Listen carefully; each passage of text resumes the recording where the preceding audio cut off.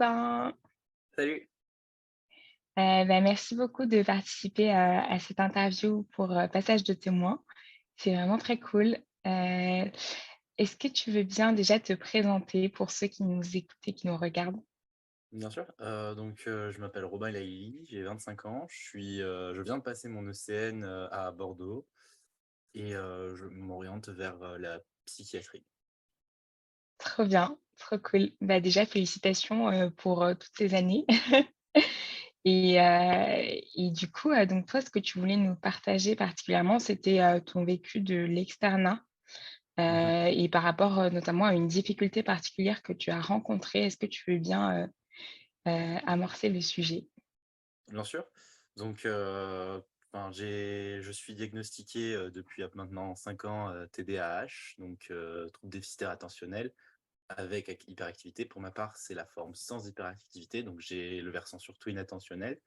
Et j'ai pu constater notamment que ça m'avait beaucoup impacté sur, mes études. J'ai notamment dû, en discuter avec mes responsables, de promotion, justement parce que j'éprouvais des grandes difficultés, vis-à-vis de cela.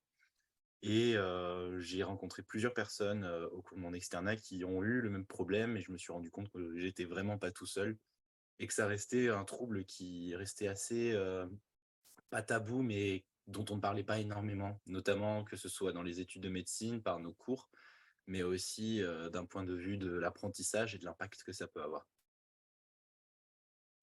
Oui, en effet, c'est vrai que, bah, on n'en parle pas beaucoup, et donc toi, enfin, j'imagine que ça a dû avoir un impact, sur ton apprentissage notamment. Est-ce que tu veux bien nous raconter comment est-ce que tu as vécu ça et si tu as trouvé aussi des techniques pour, justement faire en sorte, que malgré, ces troubles attentionnels, tu puisses, malgré tout, pouvoir un peu assimiler quelques cours, quoi? Mmh. Bien sûr, ce qui était particulièrement dur avec l'externat, c'était qu'il y avait pas vraiment de moment pause.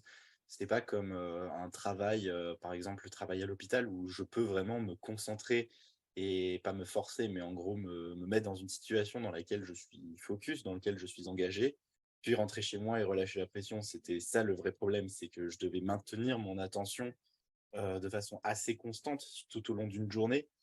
Et comme l'indique le nom du trouble, c'était assez compliqué vu que trouble attentionnel, j'avais très souvent l'attention qui partait, qui, m'empêchait en fait de bosser correctement mes cours. C'est, une pathologie en fait qui est majoritairement due, au fait qu'on va notamment avoir des gros problèmes. Alors c'est au niveau des neurotransmetteurs, dopamine et noradrénaline particulièrement. Notamment, c'est surtout un manque de dopamine, ce qui fait qu'il y a pas un circuit de la récompense qui est très bien, ficelé, ce qui fait qu'en fait, on se lasse très vite des choses. Notamment parce qu'on n'a pas une récompense, une sensation de récompense qui est assez importante et on finit beaucoup plus rapidement que les autres par s'ennuyer. Et c'est assez problématique dans des études qui nous demandent de répéter chaque jour la même chose, qui nous demandent de chaque jour, travailler de façon constante. C'était principalement mon problème, surtout que effectivement j'avais aussi l'attention qui partait dans tous les sens. Il me suffisait de d'un élément, que ce soit extérieur ou intérieur. Ça pouvait être un mot qui m'évoquait quelque chose et comme si mon cerveau partait dans une idée, en même temps que j'essayais de bosser le cours, comme si j'arrivais pas à me focaliser à 100 à chaque fois. Parfois même, j'arrivais même pas du tout à me focaliser.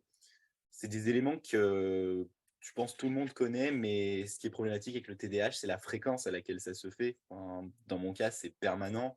J'arrivais jamais à bosser concrètement, calmement, à avoir un moment où j'étais en mode: «OK, là, j'ai bien bossé». C'était tout le temps comme si j'avais l'attention qui était un peu suspendue, comme si j'avais, mon cerveau qui faisait 2 choses en même temps et c'était assez pénible. J'ai malheureusement pas trouvé de solution qui puisse complètement, gérer ça, mais j'ai trouvé des éléments pour m'assister là-dessus. Notamment, ce que je faisais, c'est que j'essayais de travailler avec un ballon d'exercice pour un petit peu, bouger pendant que je travaillais. Ça pouvait être, travailler en marchant. J'essayais aussi de beaucoup, varier mes environnements de travail pour, un petit peu ne pas trop, avoir une routine, en fait. J'alternais entre, très souvent, c'était chez des amis, chez mes parents, dans mon appartement. Et bien évidemment, ça ne réglait pas tout. Par exemple, il y avait des lieux que je pouvais pas ou lesquels je pouvais pas travailler. La bibliothèque universitaire, c'était pas possible pour moi parce que le moindre son, la moindre personne que je vois, que je connais, la moindre distraction, en fait, faisait que, j'étais très vite, même avec des casques anti-bruit ou quoi que ce soit, sorti de mon travail. OK, d'accord. Bah, enfin, j'imagine que c'est, enfin, quasiment impossible en effet de faire comme si ce trouble n'existait pas, mais je trouve ça quand même bien que tu aies pu trouver, d'autres manières de travailler. Je pense que ça peut inspirer, d'autres personnes qui ont aussi un TDAH et même d'autres personnes qui ont d'autres problèmes de concentration, sans avoir un TDAH.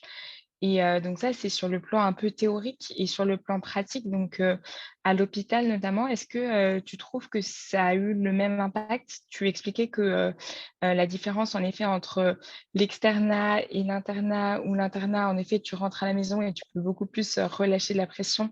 C'est peut-être beaucoup plus vivable en fait que l'externat où en effet tu as une attention, une concentration qui est constante. Et du coup, en stage à l'hôpital, comment, toi, tu l'as vécu?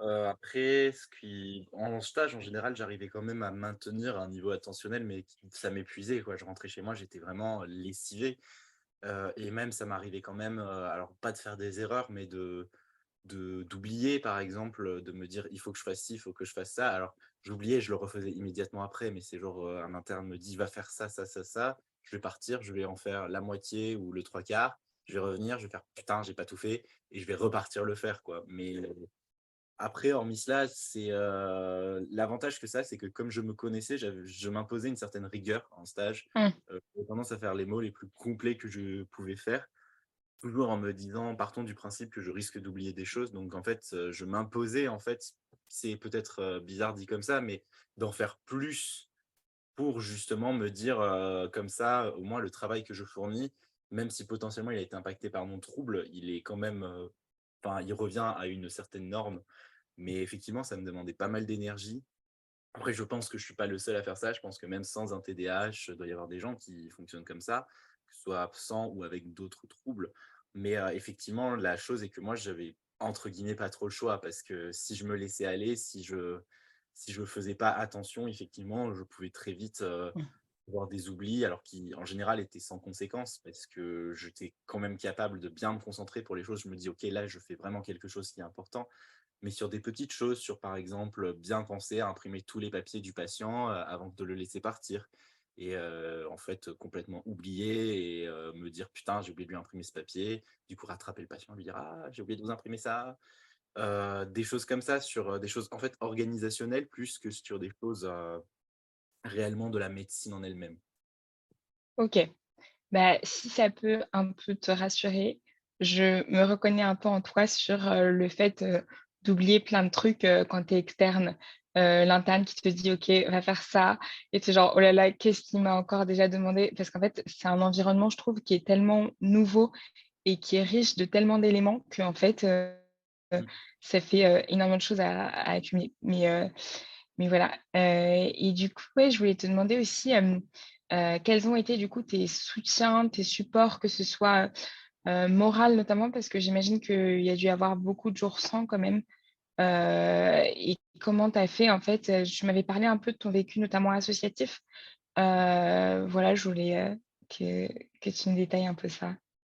Oui, bien sûr. J'ai très rapidement décidé de faire un choix dans mon externat. Je voulais pas une spécialité qui me nécessitait de me défoncer à la tâche et je sentais bien, en fait, que, l'externat, ça m'apportait pas la satisfaction dont j'avais besoin dans ma vie. Je me sentais pas avancé, je me sentais pas efficace et effectivement, je me suis rapidement rendu compte que ça allait forcément jouer sur mon moral. Donc j'ai rapidement décidé que, voilà, enfin, c'était ma santé mentale avant tout et j'ai décidé effectivement de m'engager dans de l'associatif, pendant mon externat. Donc c'était une petite association locale qu'on a, qui s'appelle Choquez-nous. Qui fait des initiations, au massage cardiaque pour le grand public. On forme les étudiants en santé, donc médecine, pharma et cetera, à justement bien apprendre, à bien leur faire réviser, tout ce qui est la prise en charge d'un arrêt cardiaque, pour qu'ensuite ils aillent faire des initiations au grand public. Ça permettait de les mettre dans une logique aussi de prévention, qui est quelque chose qui, je trouve, manque un petit peu à nos études, vu que souvent à l'hôpital, certes, il peut y avoir de la prévention, mais c'est plus secondaire, c'est après coup. Donc là, c'était plus prévention primaire, c'était quelque chose qui m'intéressait beaucoup parce que effectivement, j'avais pas cet aspect-là dans mes stages hospitaliers. C'était très, valorisant aussi de se sentir, enfin, autant, mis en avant. Les gens étaient très admiratifs de cela aussi, que je m'engage dans de l'associatif à côté de mon externat. C'était très, très bien vu et du coup, c'était extrêmement agréable. Je vais pas dire que ça a pas affecté forcément mon travail, ça l'a forcément affecté, mais j'ai pas de regrets là-dessus parce qu'en fait, ça m'a apporté vraiment, quelque chose que je n'ai pas retrouvé dans l'externat.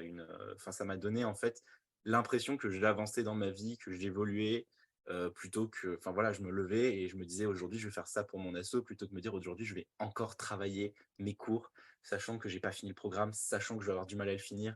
C'était plus valorisant et plus ça me mettait dans une boucle plus positive.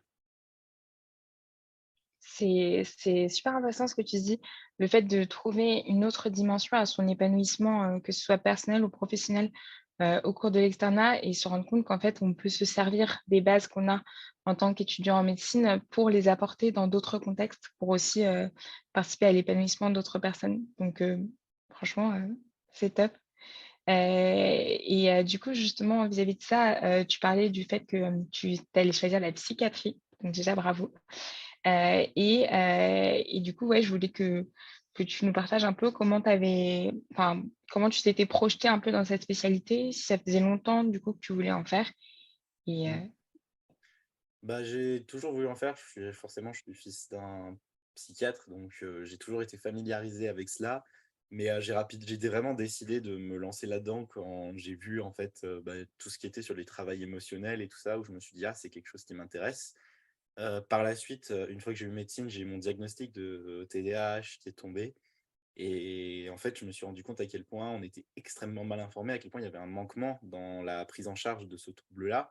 Et pas seulement que celui-là, sur toute la pédopsychiatrie, il y avait vraiment un manquement, on n'a vraiment pas assez de personnes là-dedans.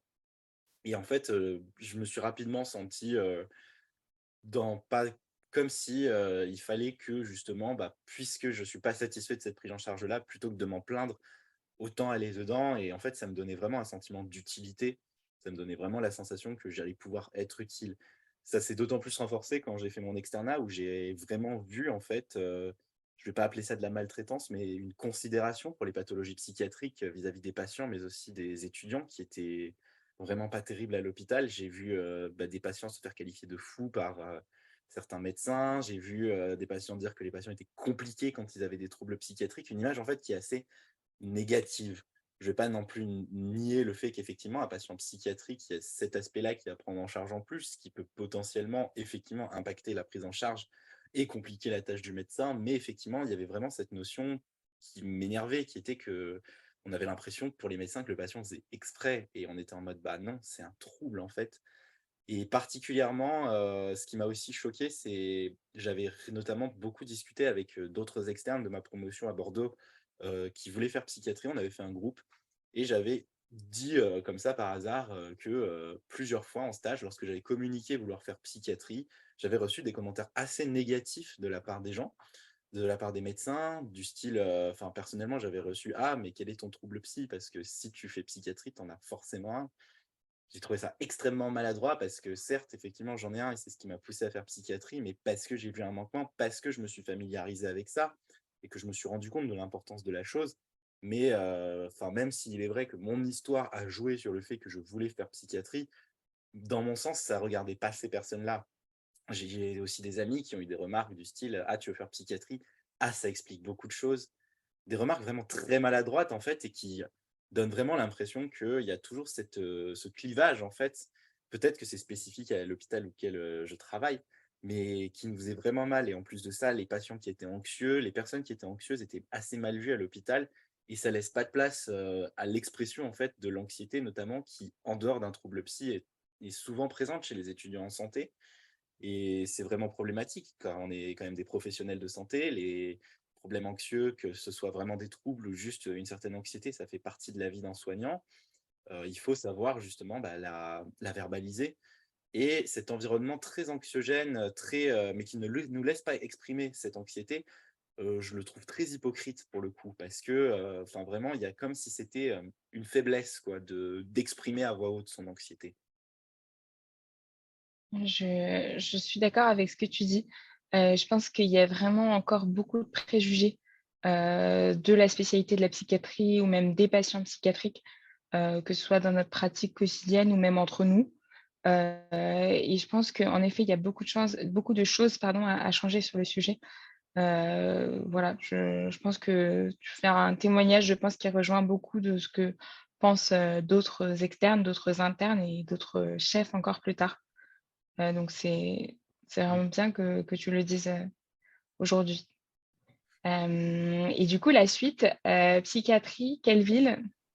Je vais essayer d'aller à Montpellier. J'ai pas eu un classement incroyable forcément vu que, bah, comme je l'ai dit, j'ai essayé, c'est malheureux, mais comme j'ai essayé de me préserver, je me suis pas buté pour, mon externat et forcément, bah, ça a impacté. C'est aussi quelque chose qui je trouvais pas normal en médecine, le fait qu'on nous autorise pas à avoir vraiment une vie à côté, qu'on nous autorise pas en fait à se préserver par rapport à nos études.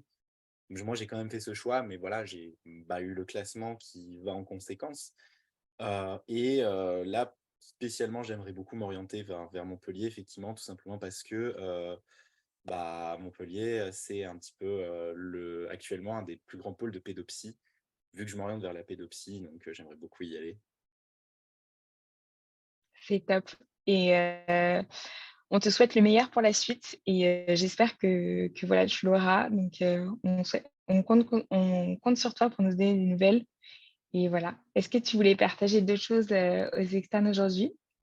Oui, bien sûr, ce que je voulais partager aussi, c'est, à tous les externes qui ont des troubles psy, qui ont même un vécu peut-être actuellement qui est compliqué, qui ont vécu des événements qui sont pas ouf, que ce soit pendant leur externat ou même avant et qui sont toujours en train de s'en soigner.